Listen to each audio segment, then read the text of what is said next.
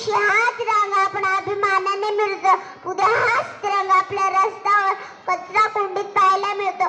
ज्याच रंगाच्या रक्षणासाठी आजही आपलं जवान छातीवरती गोळ्या झेलत आहे.